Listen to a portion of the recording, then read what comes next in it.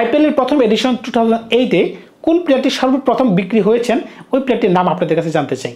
দয়া করে একটু কমেন্টস করে জানাবেন।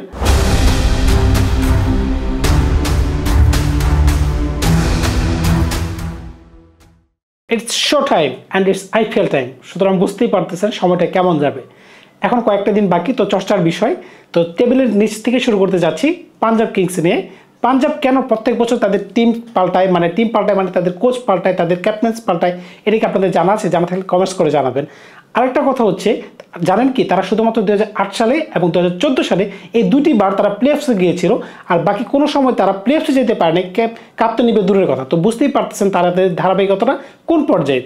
এই মৌসুমের কথা যদি চিন্তা করে থাকেন, তারা এইবার শুধুমাত্র আনক্যাপ্ট দুজন প্লেয়ারকে দলে রেখেছে, বাকি সমস্ত প্লেয়ারদেরকে তারা ছেড়ে দিয়েছে। শশাঙ্ক সিং এবং প্রভসিমরন সিং এই দুজনকে ছাড়া কিন্তু বাকি কোনো প্লেয়ারকে তারা দলে রাখে নাই। তারা দুজনে কিন্তু আনক্যাপ্ট প্লেয়ার ছিল।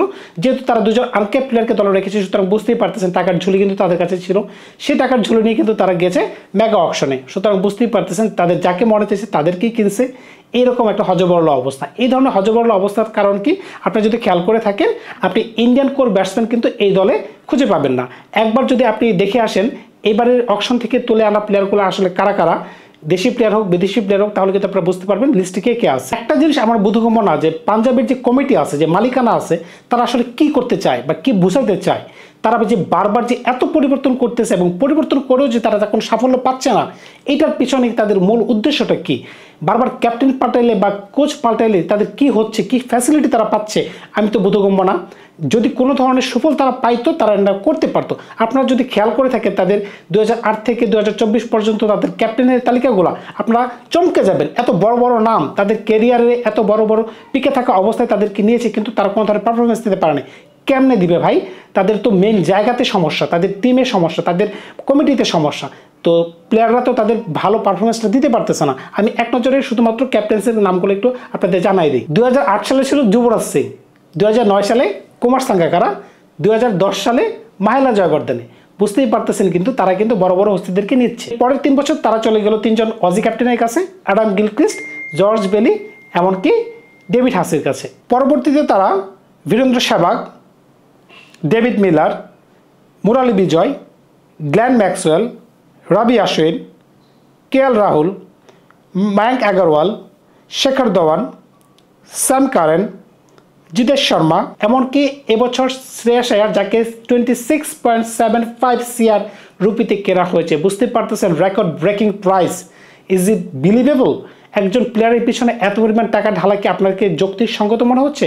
আপনারা যদি একজন ক্যাপ্টেন তখনই ধরে রাখতেন দুজন আনক্যাপ্ট প্লেয়ারের সাথে, তখন কিন্তু আপনার এত পরিমাণ টাকা ব্যয় করতে হতো না। This is wrong investment. আমি প্রথমেই বলেছিলাম যে এবারে নিলাম থেকে তুলে আনা প্লেয়ারদের লিস্টে যদি একটু দেখেন, তাহলে আপনারা বুঝতে পারবেন তারা কোন ধরনের টিম সিলেকশন করেছে।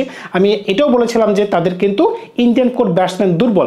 একটু চলুন দেখে আসি কারা কারা ওই ব্যাটসম্যানগুলো রয়েছে, বিশেষ বিশেষ প্লেয়ার, ইন্ডিয়ান হোক বা ওভারসিজ ক্যাটাগরিতে হোক, তাহলে আপনারা বুঝতে পারবেন তাদের প্লেইং ইলেভেনটা কীরকম হতে পারে। প্রথমে তো আমি বলেছিলাম যে আনক্যাপ্ট প্লেয়ার হিসেবে তারা দুজন প্লেয়ারকে রেখেছে, শশাঙ্ক সিং এবং প্রভসিমরন সিং, তারা দুজনে প্লেইং ইলেভেনে থাকবে, এটা মোটামুটি আমি কনফার্ম।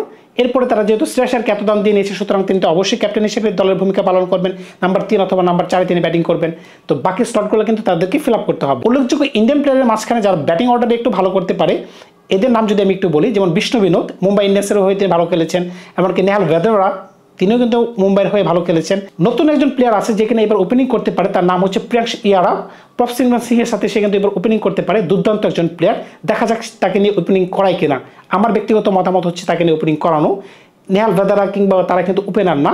এছাড়া কিন্তু আপনি যদি খুঁজান ওই লিস্টে কিন্তু ওই ধরনের টপ অর্ডারে কোনো ভালো ব্যাটসম্যান পাবেন না শ্রেয়াস আয়ারকে ছাড়া। নামি দামি প্লেয়ারদের মাঝখানে তাদের কাছে রয়েছে Josh English, Marcus Stoinis, Glenn Maxwell, Marco Jansen, Azmatullah Umar জাই। এই প্লেয়ারটি দিয়ে কিন্তু এবার নজর রাখতে হবে।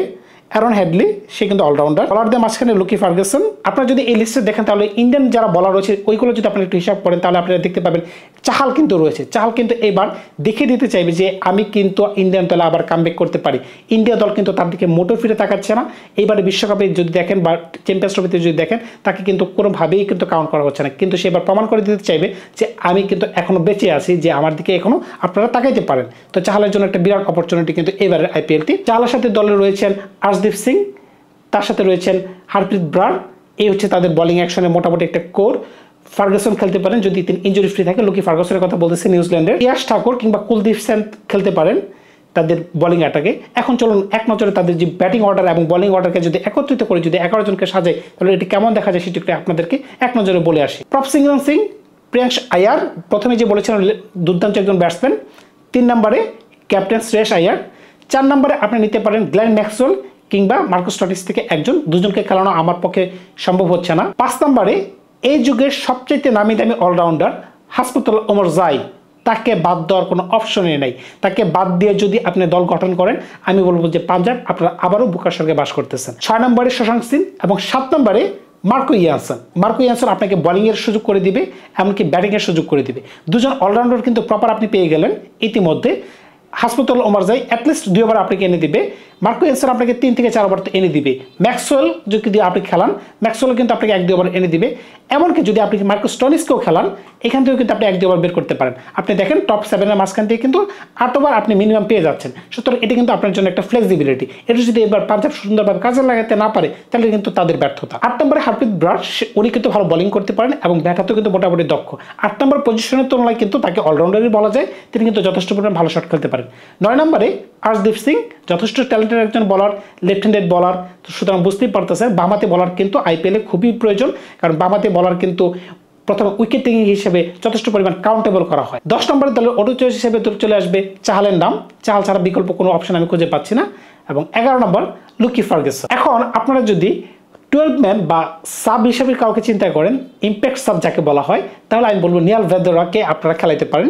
এখন বোলিংয়ে দেখা যাক তারা কোন ধরনের সুযোগ বা কাকে সুযোগ দিতে পারে। এখন এই জিনিসটা নিয়ে 12 সাব জিনিসটা আসলে বুথগম্য না, নতুন তো আমরা এই জিনিসটার সাথে এই জিনিসটা আসলে ইউজ টু না। তো দেখা যাক পাঞ্জাব কোন ধরনের ট্যাকটিক্স ফলো করে।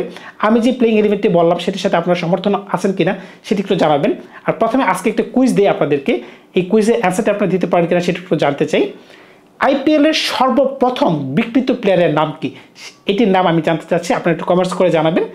ধন্যবাদ সবাইকে, ভালো থাকবেন আপনারা।